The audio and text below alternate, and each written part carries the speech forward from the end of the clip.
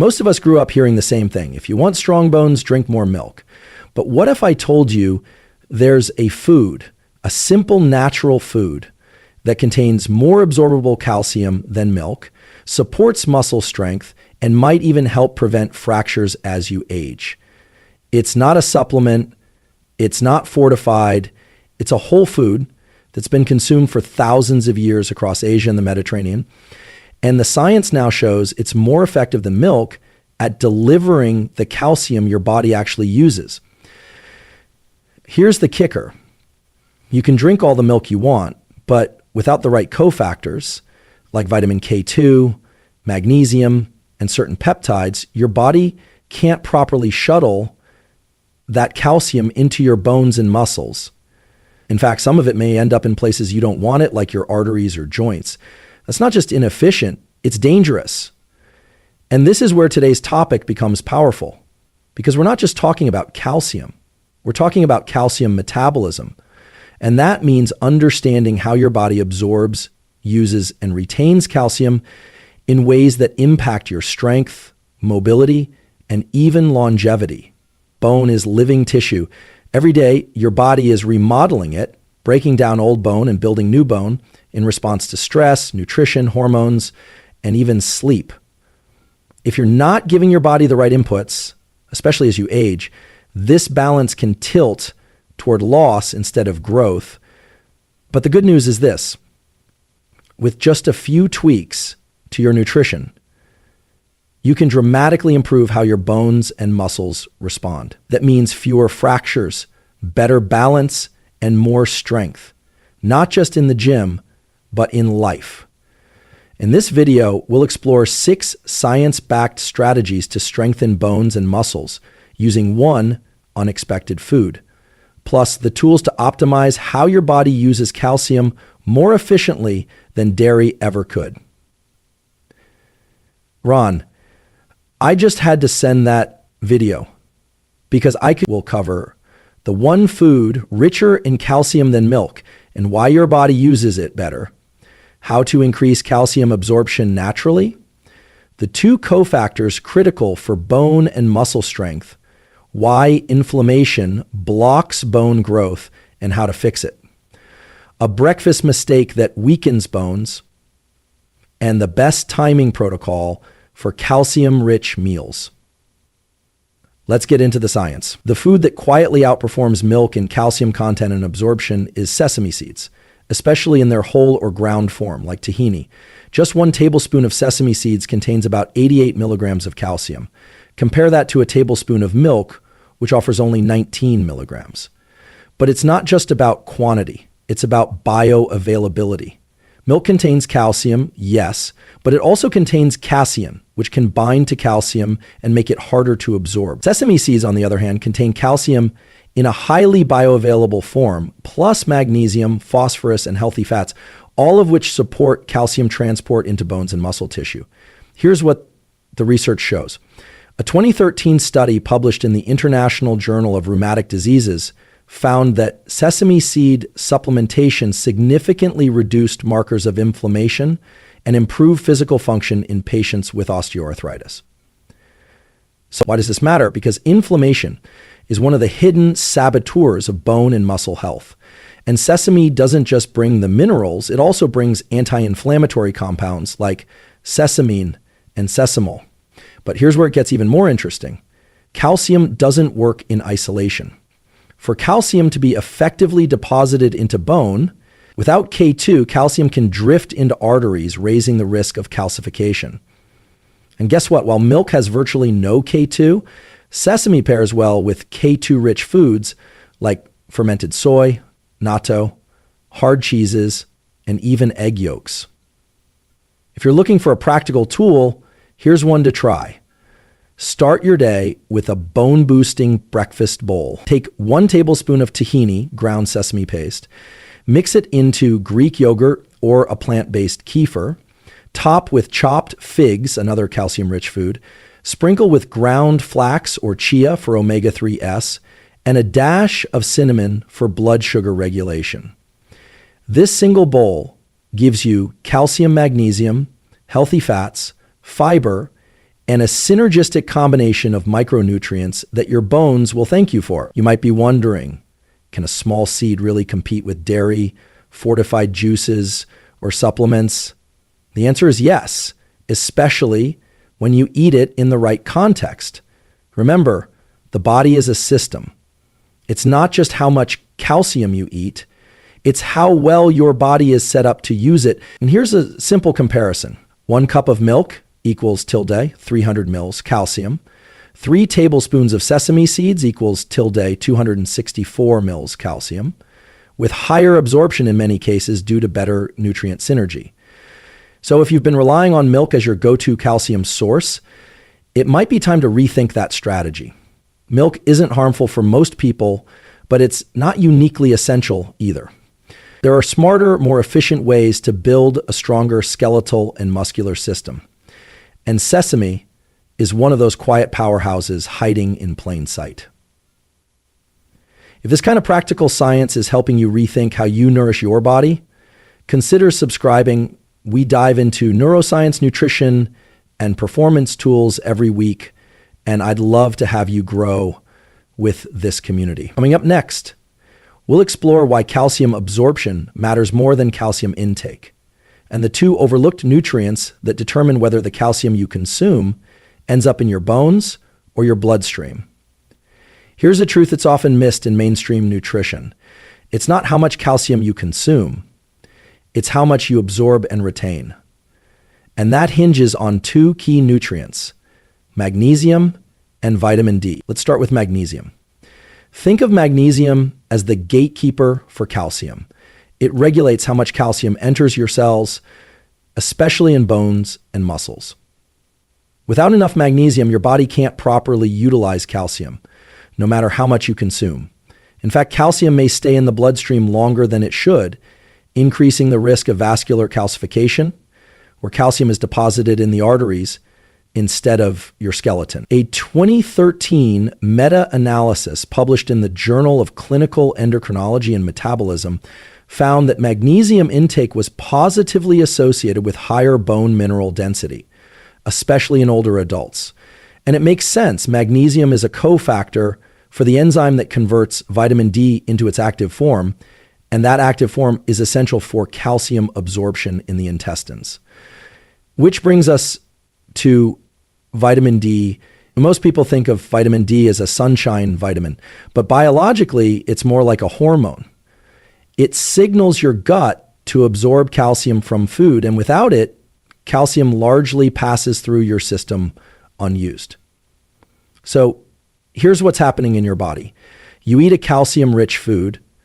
Vitamin D, if present and activated, signals the gut to absorb the calcium. Magnesium then helps shuttle calcium into the right tissues, bones and muscles, and keeps it out of the wrong ones, arteries and soft tissue. This is why high calcium diets without sufficient vitamin D or magnesium often fail to improve bone health, and sometimes even increase the risk of kidney stones and arterial plaques. Now, let's make this practical. A simple protocol. In the morning, expose your skin to sunlight for 10 to 20 minutes, ideally before 10 a.m.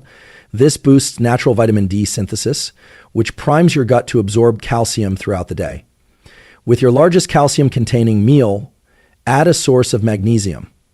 Leafy greens, pumpkin seeds, avocado, or even a magnesium supplement if needed. And at night, avoid high doses of calcium supplements. Studies show that taking calcium late in the day without cofactors can lead to poor absorption and disturbed sleep.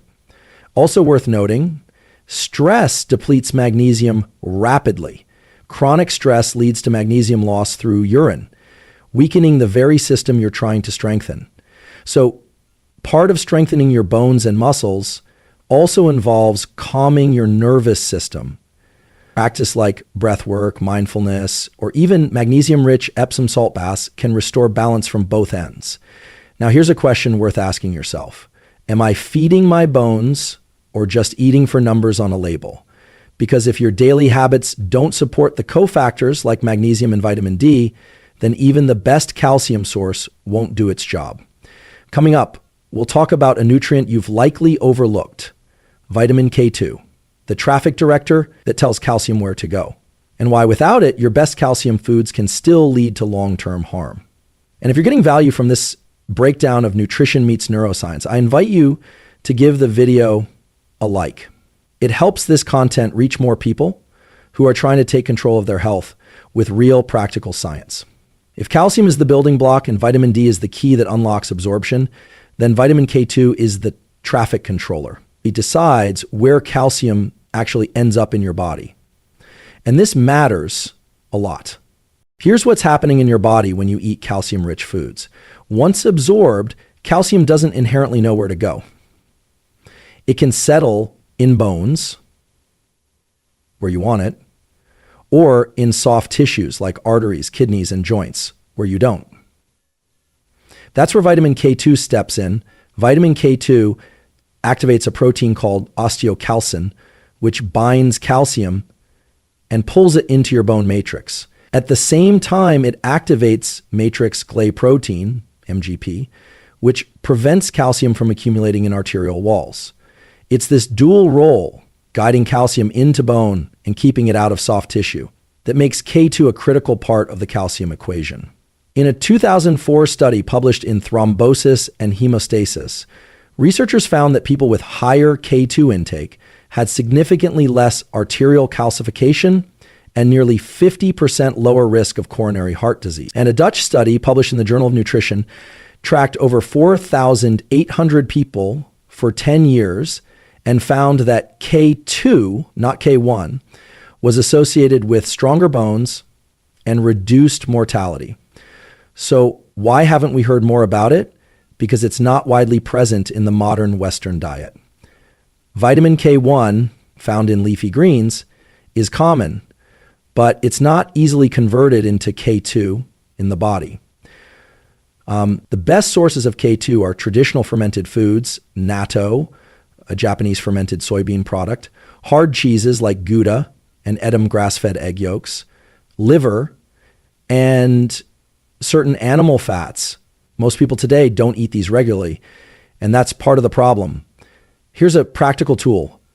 If you're consuming high calcium foods, whether it's milk, sesame, or supplements, pair them with K2 rich foods. For example, a salad topped with hard cheese or scrambled eggs cooked in grass-fed butter. This isn't just culinary, it's biochemical synergy. For those with restricted diets, a K2, MK7 supplement, typically 90 to 200 mg per day, may be worth discussing with your healthcare provider, especially if you're taking vitamin D or calcium supplements, because those increase your calcium load, and without K2, you risk it being misdirected. Here's an analogy. Calcium is like bricks. Vitamin D brings the bricks to the construction site. But without K2, there's no blueprint. The bricks get dumped anywhere, and sometimes in the wrong place. K2 provides the instruction manual. It tells your body, put calcium here, not there. And when you combine K2 with magnesium and D3, you've created the conditions for calcium to strengthen your frame instead of silently harming it. Now, let me ask, have you ever thought about where the calcium in your body is going? Because that's the question that determines whether you're building a resilient structure or quietly setting the stage for disease. If this level of detail in science is helping you reframe how you approach your nutrition, feel free to subscribe. These videos are designed to help you think deeper, act smarter, and live stronger, one protocol at a time. And just like that, that's the protocol.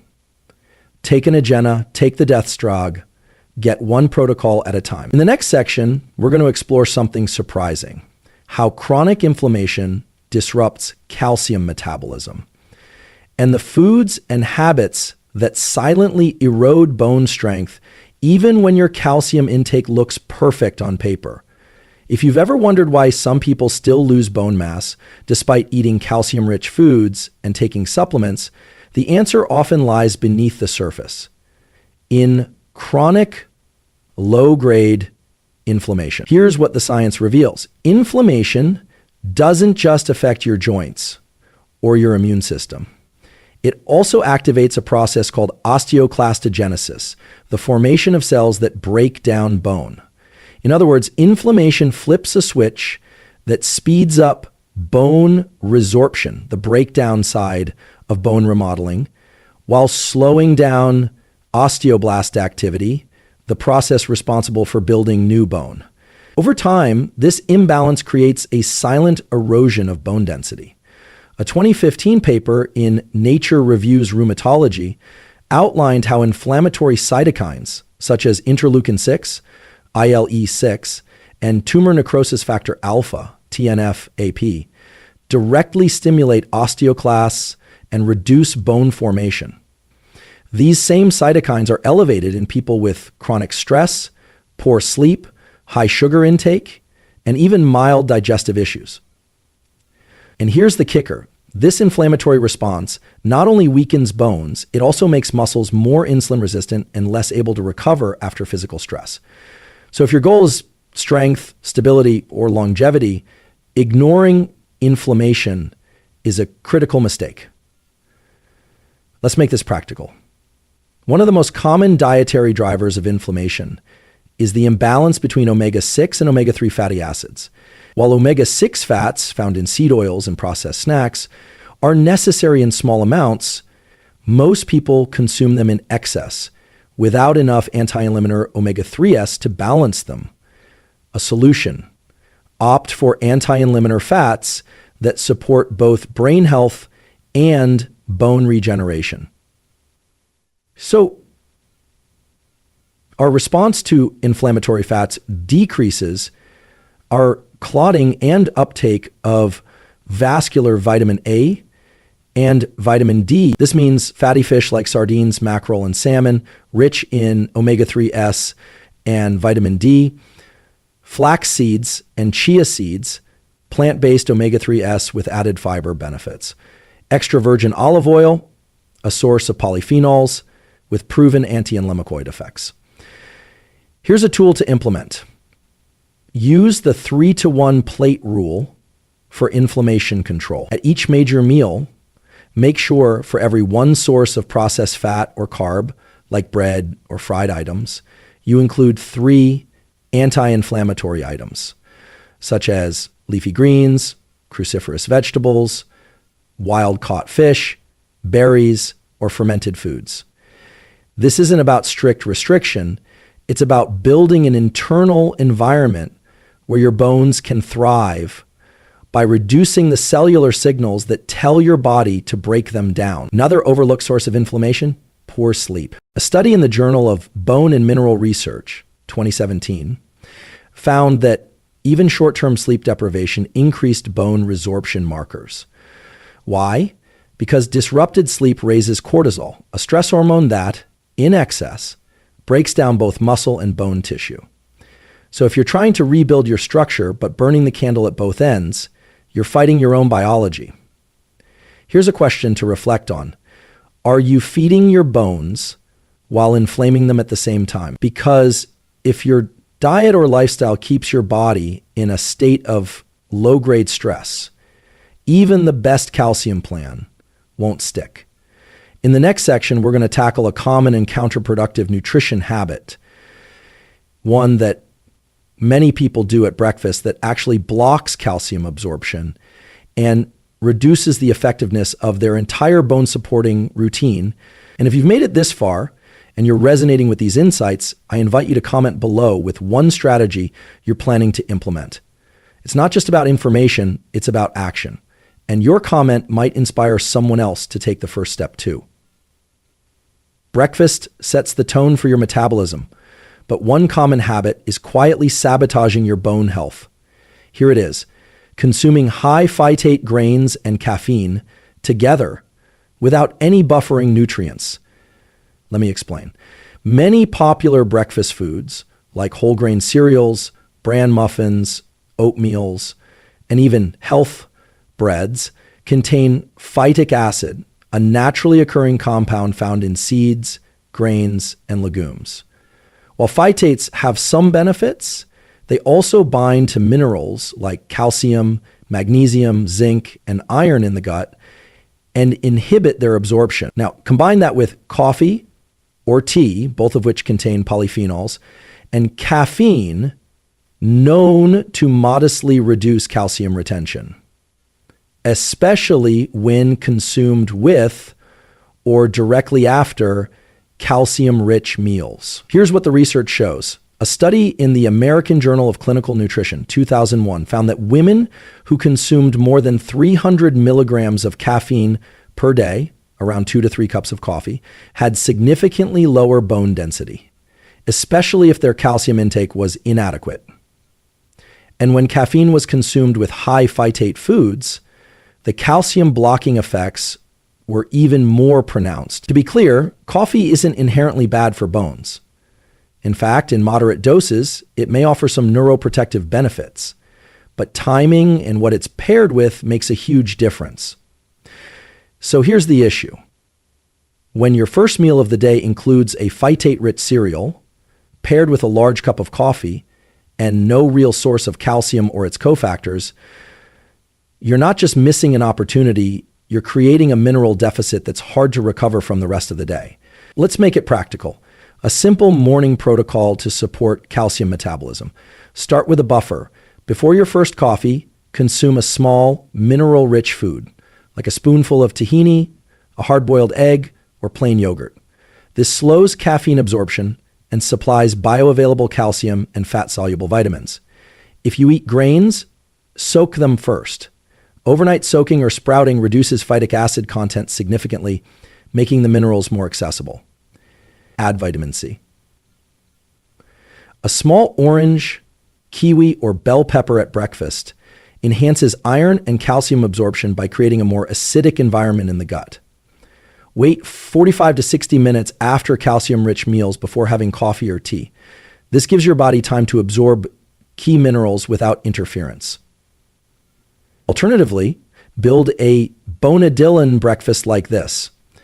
A base of plain Greek yogurt or kefir, calcium plus probiotics, a tablespoon of tahini or chia seeds, extra calcium and magnesium, a few slices of kiwi or orange, vitamin C, optional, a boiled egg or hard cheese, protein plus vitamin K2.